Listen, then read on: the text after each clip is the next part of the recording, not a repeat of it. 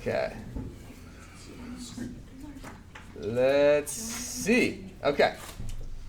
Second order system response.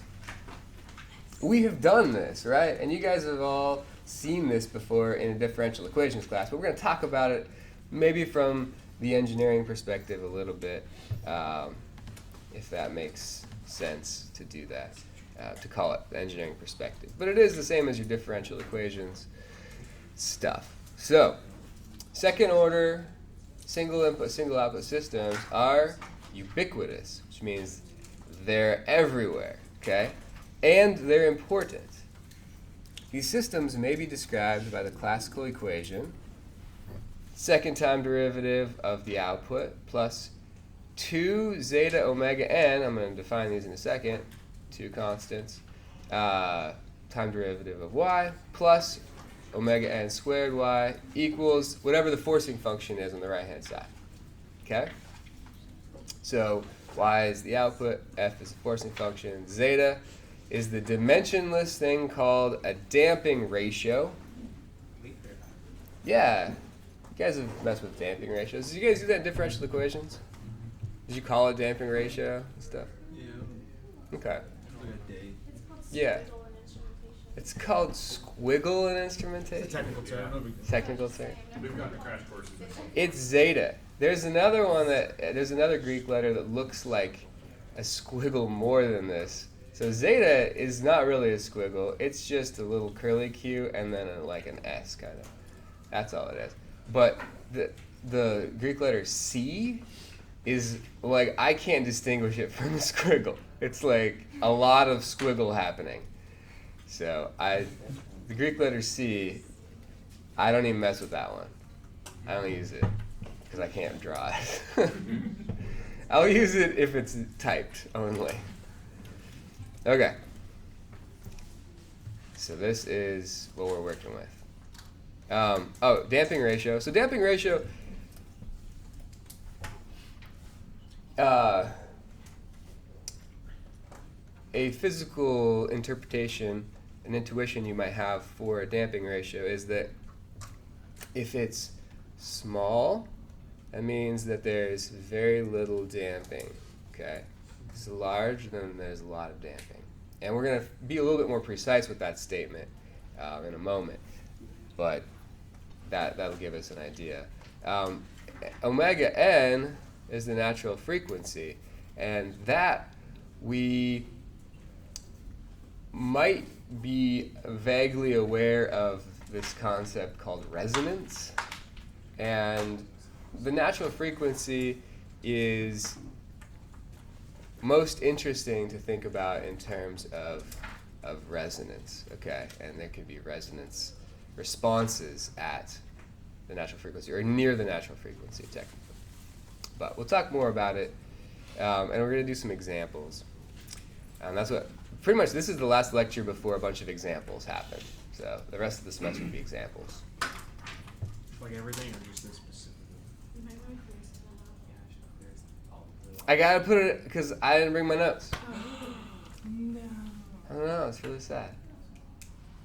Matt distracted me, and I was all. You were almost late for When did he get class. to you? Seriously. What? I know, I shouldn't. And I really I always make this mistake of expecting more from people. You can't. You can beat him up.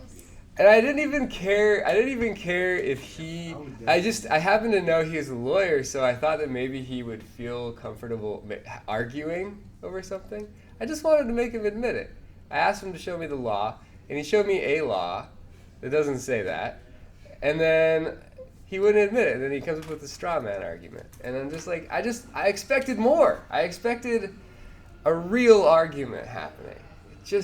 It was too much to expect. But I wasn't for him, because I don't care what he thinks. But it was on a post that I was quite popular, and his comment got like 10 likes or something like that. People are like thinking this is true, and I'm like, okay, I feel like I need to help shed a little light on this, They can't let this go unchallenged because unfortunately it matters now. What people say on social media matters. People say a bunch of things that aren't true on social media, and it often will go unchallenged because people don't want to have to deal with the repercussions of challenging it. So that's why I engaged him. Not really for his sake, but for the sake of the other people who are looking at this post. I'm trying to spread a little truth. So you can't let it break you down then. You did a good job. He Yeah. was challenging you to put more information out there. That's right. I'm trying in the end to save it, to make it a little bit better. We'll see. I could just let it go. He tried to drop the mic and run. I was like, hold on. You can't just drop the mic and go. We're still here. He came back. That's cool. You can slash Yeah. his tires too. No, I don't want to do. I want him to actually engage me in an argument. That's all I want. So, anyways, Slash 3. characteristic equation. We do this. We've done this. We don't really need this lecture in a sense because we know how to do second order differential equation solutions. However, what we're doing is we are using this specific definition of constants. Previously, we just said, oh, this is some constant, right? We're saying that there are two parameters here that control this constant that have some physical interpretation and are kind of interesting. So now we're going to solve it with these constants in there and in terms of those constants. So the homogeneous solution is going to be this for distinct roots, which is typically the case. But keep in mind that we don't always have distinct roots. So sometimes you have to do c1 e to the lambda 1t plus c2 times t, right? It's not a distinct root. E to the lambda 1, which lambda 2 equals lambda 1 in this case, t. So keep in mind that is possible for the homogeneous solution. Okay, so we solve the characteristic equation for the roots, and we find these are the roots. Depending on zeta, the two solutions for lambda can be real or complex, right? If zeta is greater than 1, does this come out to be real or imaginary, this term? Real. If zeta is greater than 1, this comes out to be real, right? Because this will end up being greater than 1 minus 1, so it will be positive. Square root positive number is real. So this is we have two distinct real roots, okay? If, however, we have zeta less than 1, it's imaginary, right? So those are the possibilities. If zeta is equal to 1, that's when we don't have two distinct roots. And this whole term goes to 0, right? And then we just have negative zeta omega n twice. And then we got to worry about the fact that we've got a double real root, and our homogeneous solution needs to have a t here. Remember, that's the one case we got to watch out for. All right, so depending on zeta, the two solutions can be real or complex. We can represent the possible values in the complex plane. This is gonna be like our bread and butter right here. We're gonna love this thing, the complex plane. Looking at where complex numbers lie on the complex plane. This is equivalent to, if you're working with a real number, looking at the number line, right? Looking at the number line saying, oh, okay, it shows up over here in positive or negative. But in the complex plane, we've got two axes, the real part versus the imaginary part, which is interesting to look at. And we represent the real part on the horizontal axis, and the vertical axis gets the imaginary part. So real numbers show up on the real axis, imaginary numbers show up on the imaginary axis, and complex numbers show up somewhere off the axes, right? So if we have zeta between 0 and 1, then we're going to have a complex root, so somewhere out here. And what's interesting is that there's this geometric interpretation that I think is very useful to keep in mind. So if we were to look at where this complex root lies, the real part is going to be at negative zeta omega n, always. So that's negative zeta omega n. It's always going to show up there. And the imaginary part is going to be from this term. We actually give this a name later on, but I won't do it now. This radius from the center of the complex plane to here is actually the natural frequency, omega n, which is kind of interesting. And this angle right here is the arc cosine of zeta. So how this works is, as you increase zeta from 0 here, so this is where the damping is 0, we end up on the imaginary axis, all the way to 1, we go along this arc, okay? So from 0, starts here, goes all the way down here to 1, and then as we increase it greater than 1, we break away. So double real roots happen when zeta is equal to 1. And then we break away, the distinct real roots go left and right from that. So we can sort of geometrically get a feel for where these show up in the complex plane. And that's actually a really common way of thinking about the roots of the characteristic equation, is where they lie in the complex plane. And we're going to come up with some physical interpretations of this. Now, zeta can be negative, technically.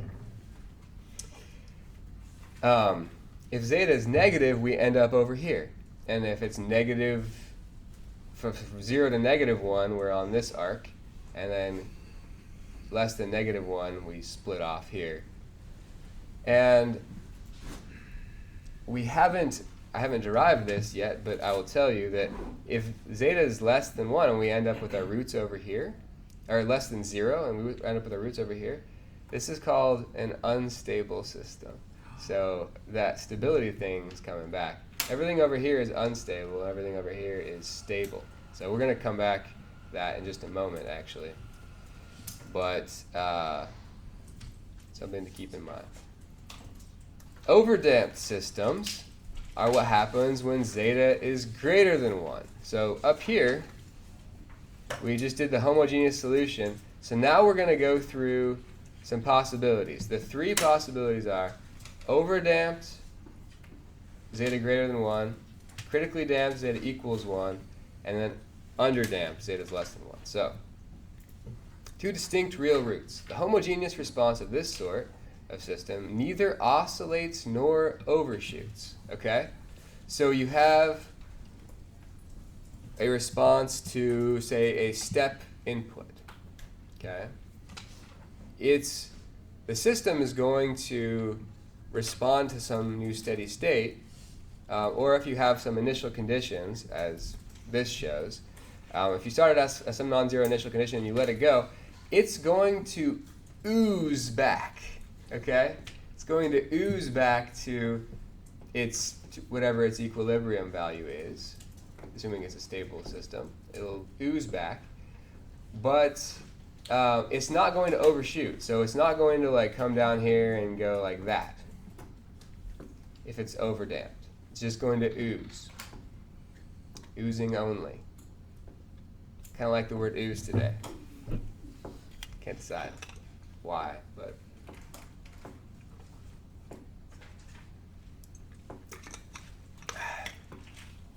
I should try to mix it into my conversation with Matt. So, if we have zeta greater than 1, we have 2 real roots, and we have 2 different decay rate time constants. So the homogeneous solution,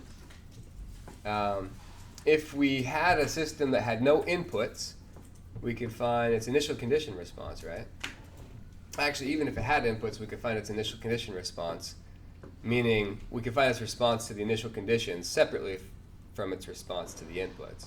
So let's find its initial condition response and see that we get these oozing trajectories, which makes sense. And overdamped means that we have this ooze response. Critically damped is what happens when you're almost underdamped, but you're not. So double real root is what happens. The homogeneous response of this sort of system neither oscillates nor overshoots, but just barely, okay? It's on the verge of starting to oscillate and overshoot, but it's not quite doing it. The double root, lambda 1, lambda 2, equals negative omega n, requires the homogeneous solution to be this. Remember, we got to pop the t in there because there's a double root. Got to be careful. Underdamped system. So when zeta is between 0 and 1. This gives two complex roots. The homogeneous response of this sort of system oscillates and overshoots. Okay, this is very characteristic of it. If it's second order system that is underdamped, and you set it to some initial condition and let it go, it's going to, if it's stable, meaning it's underdamped between 0 and 1, which is one of the types of stability we have, it's going to return to its equilibrium value, but it's going to oscillate when it tries to get there. So what we have are, the initial condition response would look like this. It would overshoot and oscillate as it damps out. Okay? And the envelope here is actually exponential. It's a decaying exponential. But we have a sinusoidal decay. Okay. So the roots of this are complex conjugates. So we have negative zeta omega n and j, and then here is our definition. The damped natural frequency we define to be this imaginary part, omega n times root 1 minus zeta squared. Now, when zeta is 0, notice we've got this double root action. Not double root action. When zeta is 0, we don't get double root. We get two imaginary roots, right? There's no real part. So thinking back to our complex plane, that's this situation, right? Zeta is 0, and we have two poles, or two roots on the imaginary axis. This yields a marginally stable system response that oscillates without damping out. So I don't actually show this, but notice how as zeta decreases, you get more and more oscillation, right? So zeta is like zeta, this one is like zeta is equal to like 0.99, this is like zeta is equal to 0.8, this one zeta is equal to 4, 0.2, and you go to 0, it actually never returns to equilibrium, it just oscillates, okay, forever. And that is, well, typically impossible. Because there's some sort of damping in the system.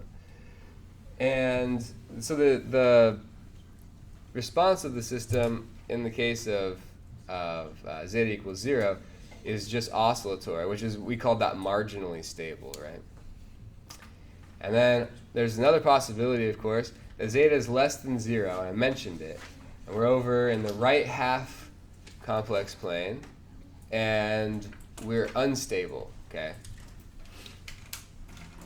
The homogeneous response of an unstable system diverges with or without oscillation. If zeta is between 0 and negative 1, it will be like the purple one, where it'll oscillate but like increase in amplitude with each oscillation. So it'll, and then it follows an exponential envelope. It's going to grow. So that's an unstable system. an unstable system that has zeta less than -1, so -1 to negative infinity, any of those values of zeta gives one of these increasing exponentials. So these are bad news, right? We don't like that. Our systems we design, we don't like that on instability.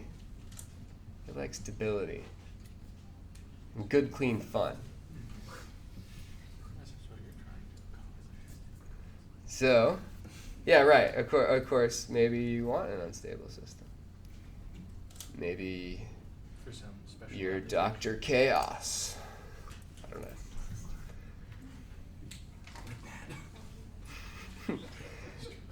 I'm just trying to have a little fun, guys.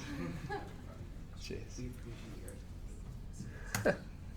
So, in summary,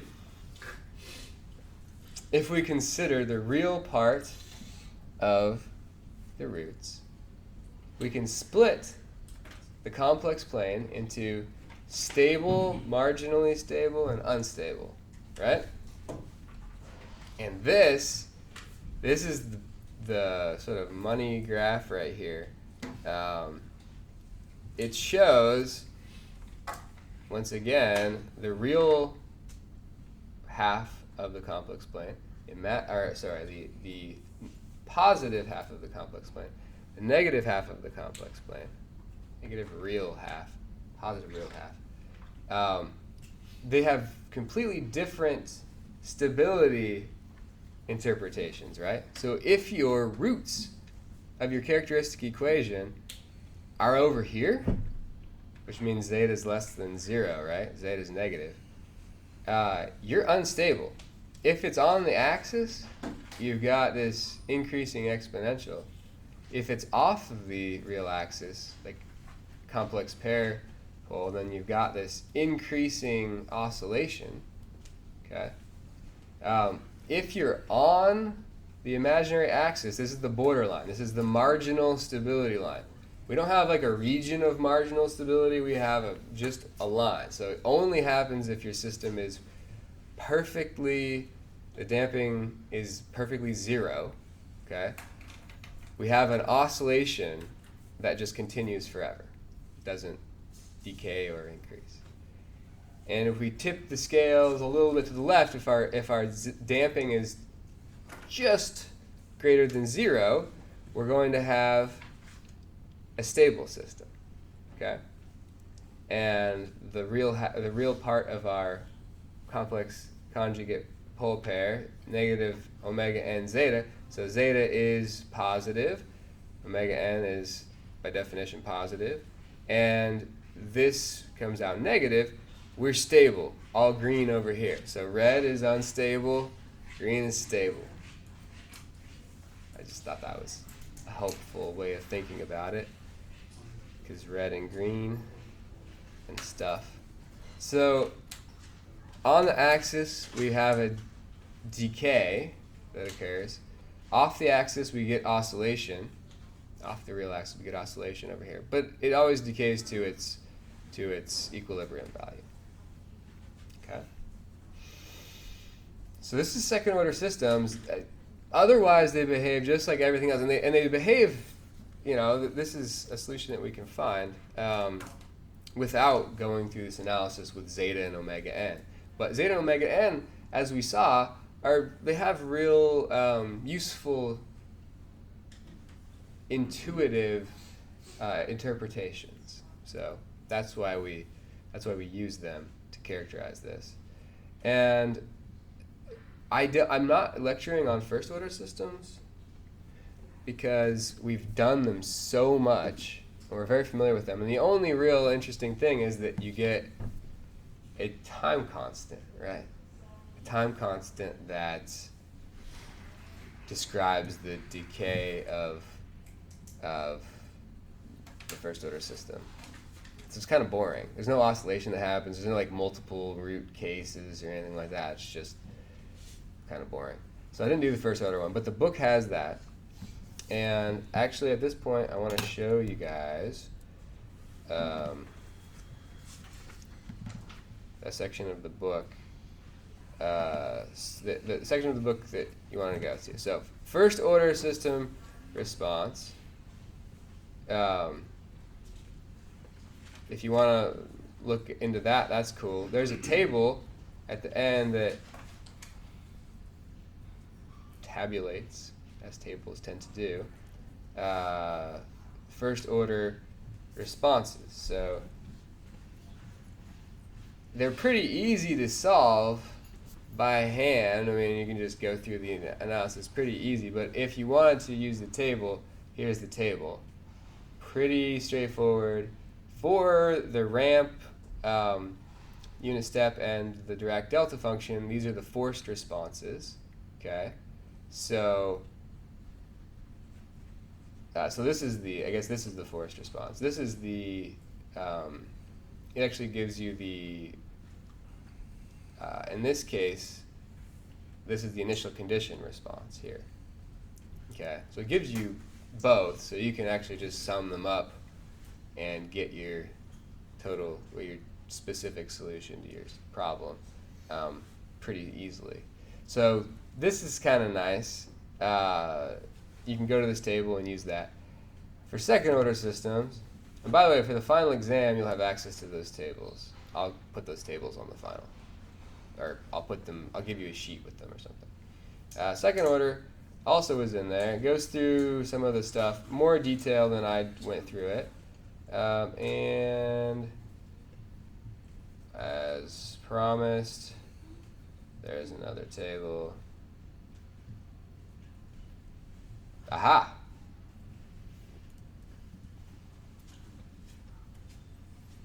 So these are the forced responses, and that's why I wrote this little note here. These are forced responses for the different inputs. Okay, damping ratio obviously matters. So 0 to 1 for a unit step input. This is the response. So if you have this, all you need to do is, if say you wanted to know what the step response was for a second order system that's underdamped, all you have to do is calculate. Since you know it's underdamped, you've already calculated zeta, and omega n is all you need to calculate in order to determine that this is the solution. So you don't have to do the problem, you just look it up. Yeah? And so the principle of superposition would say that if we had, say, a ramp function plus a step function, we could just add the step response to the ramp response to figure out the total response? Yes. Okay. Absolutely. That is true. So if you wanted to know what happened when you had like or an impulse input and a step input at the same time, you just had to add these two together, which is great. So so here's a question. How do we figure out what zeta and omega n are?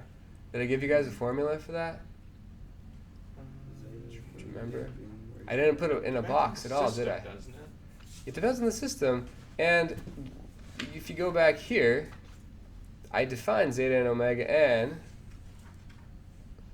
in this box. Yes. So zeta and omega n are, if you put your differential equation into this form, then you can find them by saying, okay, say, let's call whatever you got, so you made this coefficient 1. So important. You got to make this coefficient 1, otherwise nothing you do will be valid. So make this coefficient 1 to be in this standard form. Then this coefficient, let's call this coefficient C1. Let's call this coefficient here C2. Then we have the following algebraic relationship. C2 equals omega n squared, and C1 equals 2 zeta omega n. Two equations, two unknowns. And this equation is super easy to solve. So we just know that omega n is equal to the square root, we just take the positive side, square root of C2. So whatever shows up here, the square root of that is the natural frequency. Done. Yeah. Can C2 ever be negative If it if we're talking about a real system?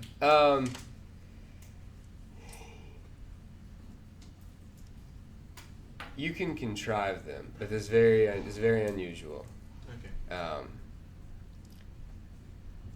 It would be more common. Pretty sure. I'm pretty sure that I can't think of a way, but I think there is a way. I can't think of how. Not sure on that one. This term C1 can be negative, Yes. and that's when zeta is negative, right? Yes.